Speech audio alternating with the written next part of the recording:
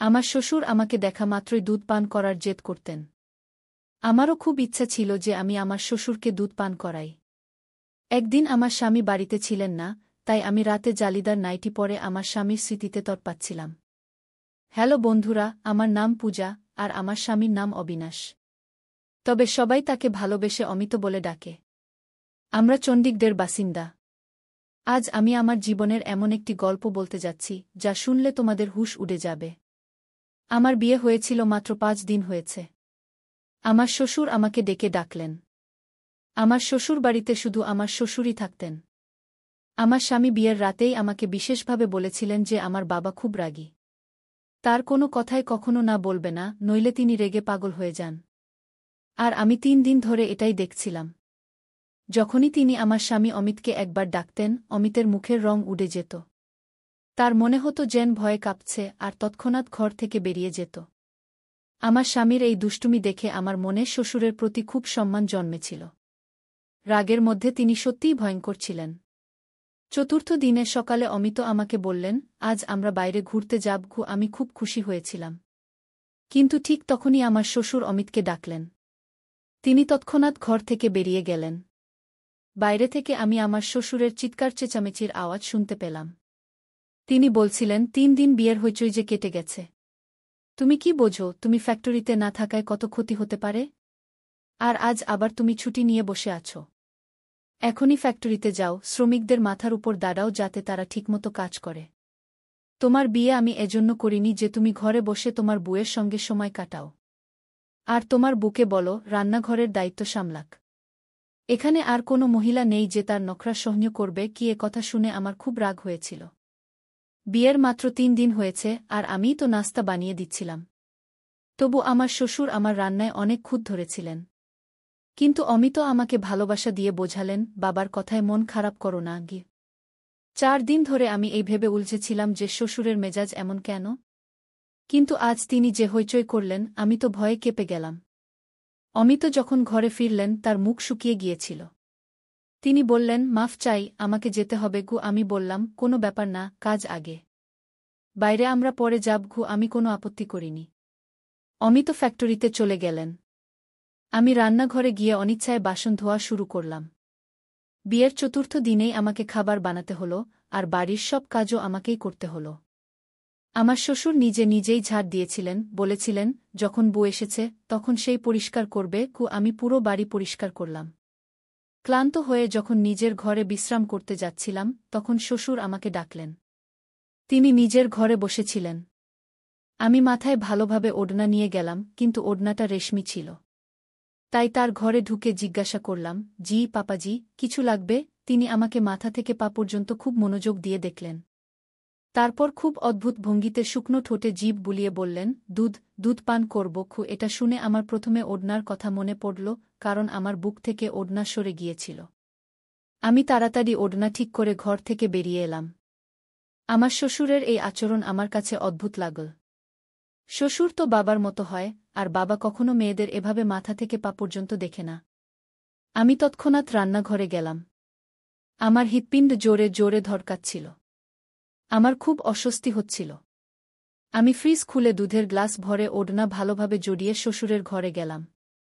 Side টেবিলে দুধের glass রেখে দিলাম। আমি ঘর থেকে বেরিয়ে যাওয়ার আগে শ্বশুর বললেন, একটু আমার কাছে বসো, গল্প করি। এখন তো বাড়িতে তুমি ছাড়া আর কেউ নেই। আমি অনেক দিন ধরে একা ছিলাম, একা বসে বিরক্ত হয়ে যাই। এটা শুনে আমি অস্বস্তিতে পড়ে গেলাম। তার ঘরে শুধু একটা বিছানা আর আলমারি ছিল। বসার জন্য আলাদা কোনো চেয়ার ছিল না। তাই আমাকে বাধ্য হয়ে বিছানার কিনারায় বসতে হল। তিনি এলোমেলো কথা বলতে লাগলেন। কিন্তু যেই তিনি দুধের গ্লাস মুখে দিলেন তৎক্ষণাৎ সেটা সরিয়ে বললেন, এত ঠান্ডা দুধ আমি খেতে পারব না। আমার তো গরম দুধ পছন্দ। এই বলে তার চোখ আমার মুখ থেকে শুরু করে আমার পুরো শরীরে ঘুরতে লাগল। তার চোখে এমন কিছু ছিল যে আমি উদ্বিগ্ন হয়ে পড়লাম। আমার হাতে ঘাম হতে লাগল, মুখে ঘামের ফোঁটা স্পষ্ট হয়ে উঠল। তিনি বললেন, যাও, এটা গরম করে নিয়ে এসো। আমি দুধের গ্লাস নিয়ে উঠে দাঁড়ালাম। 3 দিন ধরে আমার শ্বশুর খুব রেগে কথা বলছিলেন যখন অমিত বাড়িতে থাকতেন। কিন্তু আজ তার সুর খুব নরম ছিল। মনে হচ্ছিল না যে এই সেই শ্বশুর, যিনি 3 দিন ধরে অমিতকে চিৎকার করে ডাকছিলেন আর রেগে কথা বলছিলেন। আমি দুধ পাত্রে ঢেলে একটু গরম করে আবার গ্লাসে ঢেলে তার কাছে নিয়ে গেলাম। গ্লাস এগিয়ে দেওয়ার সময় তিনি গ্লাসের সঙ্গে আমার হাতও ধরে ফেললেন। আমার যেন পুরো শরীরে কারেন্ট বয়ে গেল। আমি ভয়ে হাত ছাড়ানোর চেষ্টা করলাম, তিনি আমার হাত ছেড়ে দিলেন। আমি ঘর থেকে বেরিয়ে যাচ্ছিলাম, তিনি বললেন, আরে কোথায় যাচ্ছ? এখানে বসো, আমার সঙ্গে গল্প করো। এই একাকিত্বের সাপ এখন আমাকে আরও বেশি কামড়াচ্ছে। এই বলে তিনি একটা ঠান্ডা নিঃশ্বাস ফেললেন। আমার আরও বেশি অস্বস্তি হচ্ছিল। তার কথা শুনে আমার অদ্ভুত লাগছিল। তারপর তিনি বললেন, বিয়ের পরের দিন তুমি যে কালো রঙের ফ্যাশনেবল পোশাক পরেছিলে তাতে খুব সুন্দর লাগছিল। আজ সন্ধ্যায় ওটাই পরো। এটা শুনেও আমার খারাপ লাগল। এই অনুরোধ তো অমিতের আমার কাছে করা উচিত ছিল, শ্বশুরের নয়। এরপর থেকে আমার শ্বশুরের আচরণ আমার কাছে অস্বস্তিকর হয়ে উঠল। অমিত যখন অফিসে যেতেন তিনি আমাকে তার ঘরে ডাকতেন। অদ্ভুত দৃষ্টিতে দেখতেন, বারবার শুকনো ঠোঁটে জিভ বুলিয়ে বলতেন, আমি দুধ পান করব। গরম দুধ দাও। আমি দুধ দিয়ে চলে যেতে চাইলে তিনি আমার হাত ধরতেন, বলতেন, আমার কাছে বসো, গল্প করো। আমি কি গল্প করব? আমি কাজের অজুহাতে বেরিয়ে যেতাম, বলতাম, খাবার বানাতে হবে, বাসন ধুতে হবে। আসলে আমার এসব ভালো লাগছিল না। আমার মন অস্থির হয়ে উঠছিল। আমি ভাবছিলাম অমিতের সঙ্গে কথা বলা উচিত। কিন্তু কিভাবে বলবো? তিনি তো বাবার সামনে একটা কথাও বলতেন না। শুধু মাথা নিচু করে কি জি পাপা ই বলতেন। একদিন আমি রান্নাঘরে কাজ করছিলাম, হঠাৎ শ্বশুর এসে আমাকে পেছন থেকে ধরে ফেললেন। আমাকে টেবিলের সঙ্গে ঠেলে দিলেন এবং যা করলেন তাতে আমি আমার সম্মান বাঁচিয়ে নিজের ঘরে চলে গেলাম। ঘরের দরজা বন্ধ করে দিলাম, খিল লাগিয়ে দিলাম। বিছানায় বসে পড়লাম। অস্থিরতা আমার উপর ভর করেছিল। আমার পুরো শরীর কাঁপছিল। আমি ভাবতেও পারিনি যে আমার শ্বশুর আমার সঙ্গে এমন কিছু করতে পারেন। আমার চোখ থেকে অশ্রু ঝরতে লাগল। আমি ঠিক করলাম অমিতের সঙ্গে কথা বলবো। আমি সারাদিন কোনো কাজ করিনি, নিজেকে ঘরে আটকে রেখেছিলাম। শ্বশুর বারবার দরজায় টোকা দিয়েছিলেন, বলেছিলেন তিনি ক্ষুধার্ত, আমি তাকে খাবার দিই। কিন্তু আমি কিছুই দিইনি। আমার জায়গায় যে কেউ থাকত সেই এমন করত। রাতে দরজায় জোরে টোকা পড়ল। অমিত ছিলেন। তিনি বললেন, রবিনা, দরজা খোলো। এটা কি অসভ্যতা? কেন সকাল থেকে দরজা বন্ধ করে ঘরে বসে আছো? অমিতের গলা শুনে আমি দরজা খুললাম। দরজা খোলার সঙ্গে সঙ্গে বাবা ছেলে দুজনেই আমাকে রাগের দৃষ্টিতে দেখছিলেন। বললেন, তোমার একটুও লজ্জা নেই? আমার বাবা সকাল থেকে না খেয়ে আছেন, আর তুমি তাকে রুটিও দাওনি। তার ডায়াবেটিস আছে, তার শরীর খারাপ হলে এর দায় কে নেবে? আমি বললাম, আমি তার দায়িত্ব নিতে পারব না। ভালো হয় আপনি অন্য ব্যবস্থা করুন। আমার এই কথায় অমিত রেগে গেলেন। বললেন, এটা কি অসভ্যতা? পেছন থেকে শ্বশুর বললেন, দেখছ, এখনো 7 দিন হয়নি, আর এর রং দেখাতে শুরু করেছে। আমি আগেই জানতাম এই মেয়েরা বিয়ের পর এমনই করে। আলাদা হওয়ার স্বপ্ন আগেই দেখে ফেলে। আমার স্বামী বললেন, আজ তুমি কথা বললে। পূজা, আরেকবার বললে তালাকের কাগজ হাতে দেব। আমি তোমাকে ত্যাগ করব। এটা শুনে আমার মুখের রং উড়ে গেল। আমার বাবার 7 মেয়ে, তিনি গরিব মানুষ। অনেক কষ্টে দেনমোহর জোগাড় করে একে একে মেয়েদের বিয়ে দিচ্ছিলেন। আমার মা আমাকে বিদায়ের সময় বলেছিলেন, কখনো ঝগড়া করে বাড়ি ফিরে আসিস না। স্বামী আর শ্বশুরের সব কথা মানিস, নিজের সংসার গড়ার চেষ্টা করিস। কিন্তু আমার শ্বশুর যা চাইছিলেন তা আমি করতে পারতাম না। তার আচরণ আর অকারণে অপমান দিন দিন বাড়ছিল। তখন অমিত এত রেগেছিলেন যে আমি যদি কিছু বলতাম তিনি আমাকেই মিথ্যাবাদী বলতেন। আমি কোনো উত্তর দিলাম না। চুপচাপ বিছানায় বসে পড়লাম। আমার শ্বশুর বললেন, অমিত, এটাকে শেষবার বোঝাও। এর মাথা ঠিক করো।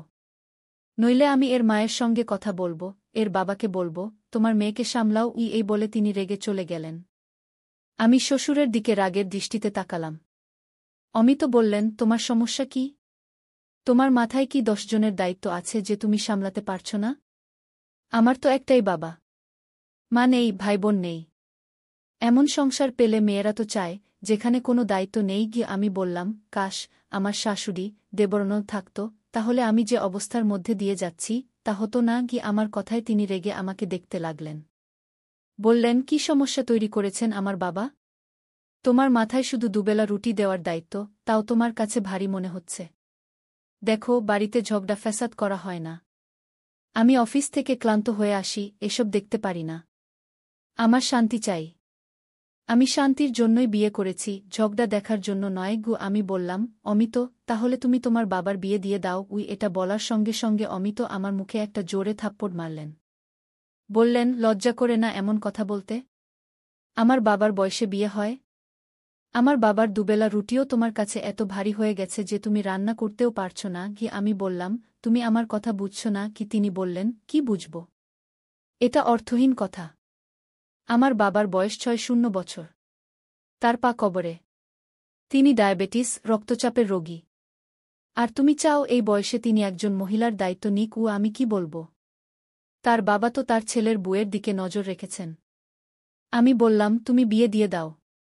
আমি তোমার বাবা-মাকে দুজনকেই সামলাব। আমার কথায় তিনি অদ্ভুতভাবে হেসে বললেন, আমার বাবার দুবেলা রুটি তুমি বানাতে পারছ না, আর তুমি আমার সৎমাকে সামলাবে? দেখো, এই বাড়ি আর ব্যবসা সব আমার বাবার নামে। যদি কেউ তার স্ত্রী হয়ে আসে, সবকিছু নিয়ে নেবে। আমাকে আর তোমাকে ধাক্কা মেরে বের করে দেবে। তুমি তো জানো, বাবা রেগে গেলে কারো কথা শোনেন না। আমিও চুপচাপ তার কথা শুনি। এখন থেকে বাবার বিয়ের কথা মুখে আনবে না এই বলে তিনি ঘর থেকে বেরিয়ে গেলেন। এখন আমি ভাবতে লাগলাম, আমি কি করব? আমি আমার শ্বশুরের এমন আচরণ আর সহ্য করতে পারছিলাম না। আর চলে গেলে আমার সংসার ভেঙে যেত। আমরা মেয়েরা কত অসহায়। সংসার গড়তে কত কিছু সহ্য করতে হয়। আমি তালাক নিলে আমার আর বিয়ে হতো না। তালাকশুদা হলে আমার ছোট বোনদেরও বিয়ের সম্বন্ধ আসা বন্ধ হয়ে যেত। আমি তরপাতে তরপাতে কাঁদছিলাম।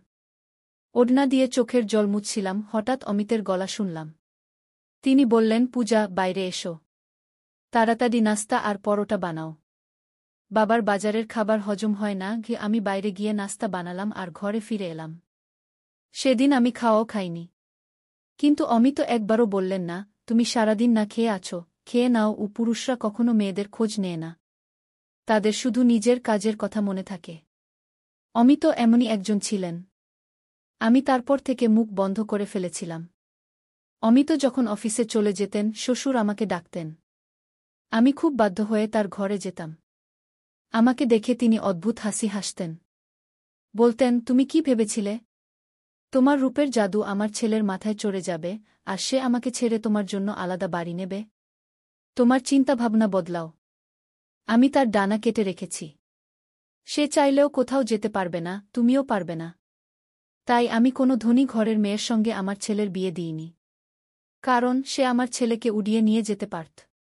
তোমাকে এনেছি কারণ আমি জানতাম, তোমার বাবার অবস্থা এমন নয় যে সে তোমার সংসার বানানোর পর আবার তোমাকে নিজের বাড়িতে রাখতে পারবে বা আলাদা বাড়ি দিতে পারবে। এখন যদি তুমি চাও তোমার জীবন সহজ হোক, তাহলে আমি যা বলব তুমি তাই করবে। আমি খুব অস্থির হয়ে পড়লাম। তিনি বললেন, যাও, আমার জন্য গরম দুধ নিয়ে এসো। এই শব্দ আমার ভেতরে আগুন জ্বালিয়ে দিল। আমার ইচ্ছা করছিল নিজেকে শেষ করে ফেলি। এমন নোংরা আর অপমানজনক জীবন আমি সহ্য করতে পারছিলাম না। আমি এখন শুধু খাবার তার ঘরে পৌঁছে দিয়ে তৎক্ষণাৎ বেরিয়ে আসতাম। তার কাছে বসতাম না, কথাও বলতাম না। বেশিরভাগ সময় নিজের ঘরে কাটাতাম। একদিন তো সীমা ছাড়িয়ে গেল। আমার শ্বশুর অমিতেরও লজ্জা রাখলেন না। রাতে খেতে খেতে তিনি আমার ফরমাশে বিরিয়ানি বানিয়েছিলাম। বিরিয়ানি খুব ভালো হয়েছিল। খেতে খেতে তিনি বললেন, আজ তুমি আমার মন খুশি করে দিয়েছ। খুব মজার খাবার বানিয়েছ। অমিত এটা শুনে হাসলেন। আমাকে গর্বের দৃষ্টিতে দেখলেন। কিন্তু আমার একটুও খুশি লাগেনি। তারপর শ্বশুর পকেট থেকে ২০০০ টাকা বের করে আমার দিকে এগিয়ে দিয়ে বললেন, এটা নাও, তোমার পুরস্কার। কিন্তু আমি বললাম, আমি আমার কর্তব্য পালন করছি। এটা আমার লাগবে না। আমার প্রত্যাখ্যানে অমিত আমাকে কড়া দৃষ্টিতে দেখলেন। বললেন, বাবা খুশি হয়ে দিচ্ছেন, না করো না। নিয়ে নাও। অনিচ্ছা সত্ত্বেও আমি ২০০০ টাকা নিলাম। আমি বাসন তুলতে উঠলাম। আমি উঠতেই শ্বশুরও উঠে দাঁড়ালেন। আমার দিকে এগিয়ে এসে আমাকে জড়িয়ে ধরলেন আর আমার কপালে চুমু খেলেন। আমি যেন পাথরের মূর্তি হয়ে গেলাম। তিনি বললেন, তোমার এই বদলে যাওয়া রূপে আমি খুব খুশি। এভাবে থাকলে খুব তাড়াতাড়ি আমার মনে জায়গা করে নেবে। এই বলে তিনি নিজের ঘরে চলে গেলেন। আমি অমিতের দিকে তাকালাম, যার মুখে কোনো ভাবান্তর ছিল না। কিন্তু আমার এটা খুব খারাপ লাগল। আমি বললাম, পাপার এটা কি ধরনের আচরণ? আমি তার সত্যিকারের মেয়ে নই। তার উচিত আমার সঙ্গে দূরত্ব রেখে কথা বলা। তার কি অধিকার আছে আমাকে বুকে জড়িয়ে নেওয়ার? ঈশ্বরও তো বলেছেন একটা বয়সের পর বাবা মেয়ের মধ্যেও দূরত্ব রাখতে হয়। আমার কথায় অমিত ভীষণ রেগে গেলেন। বললেন, তুমি এত ছোট মনের হতে পারো আমি ভাবিনি। আমার বাবা তোমাকে মেয়ে মনে করেন। তিনি তোমাকে একটু ছুঁয়েছেন, তোমার মাথায় হাত দিয়েছেন। তুমি অদ্ভুত মেয়ে। বাবার মনে জায়গা করার বদলে তুমি সবকিছুতে আপত্তি করো। তিনি নিচু স্বরে আমাকে কড়া দৃষ্টিতে বললেন, শুক্রিয়া করো যে বাবা এই কথাগুলো শোনেননি। নইলে বড় সমস্যা হয়ে যেতই। তিনি আমাকে শেষবারের মতো সাবধান করে বললেন, পূজা, বাবার সঙ্গে তোমার আচরণ ঠিক করো। আমি কাঁদতে লাগলাম। বললাম, অমিত, আমার সহ্যের সীমা শেষ হয়ে গেছে।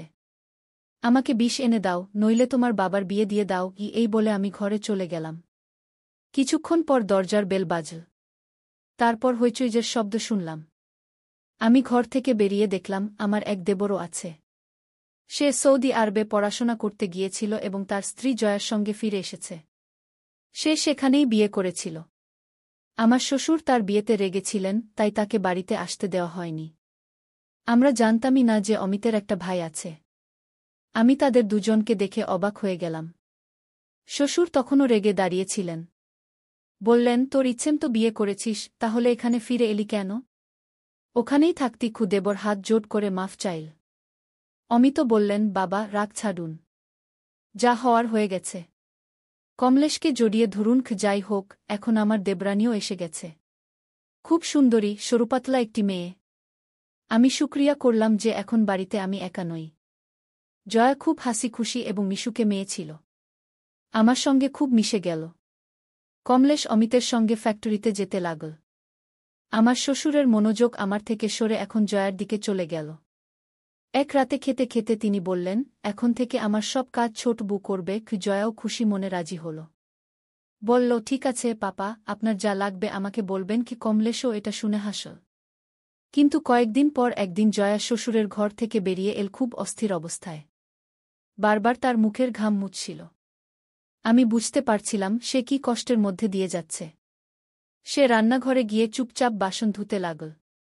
আমি জিজ্ঞাসা করলাম, কি হয়েছে? সে বলল, পাপার অভ্যাস আমার কাছে খুব অদ্ভুত লাগে। অদ্ভুত দৃষ্টিতে দেখেন। কখনো হাত ধরে ফেলেন, কখনো হঠাৎ জড়িয়ে ধরেন। কখনো এমন কথা বলেন যে শুনে আমার কানের লতি লাল হয়ে যায়। আমি কমলেশের সঙ্গে কথা বলবো। সে বলেছিল তার বাবা খুব ভালো। কিন্তু তিনি তো সুযোগ পেলেই আমাকে কাছে টানার চেষ্টা করেন। আমার এসব ভালো লাগে না। আমি বললাম, এই দুই ভাই কখনো তাদের বাবার কথার বিরুদ্ধে যায় না। আমিও এই কষ্টের মধ্যে দিয়ে গেছি। কিন্তু অমিত আমার কথা কখনো শোনেননি। সে বলল, আমি কিন্তু কমলেশের সঙ্গে স্পষ্ট কথা বলবো। যদি পাপা এই আচরণ চালিয়ে যান, আমি তাকে বলব আলাদা বাড়িতে যাব। তারপর আবার সেই ঝগড়া শুরু হল, যা আমার আর অমিতের মধ্যে হতো।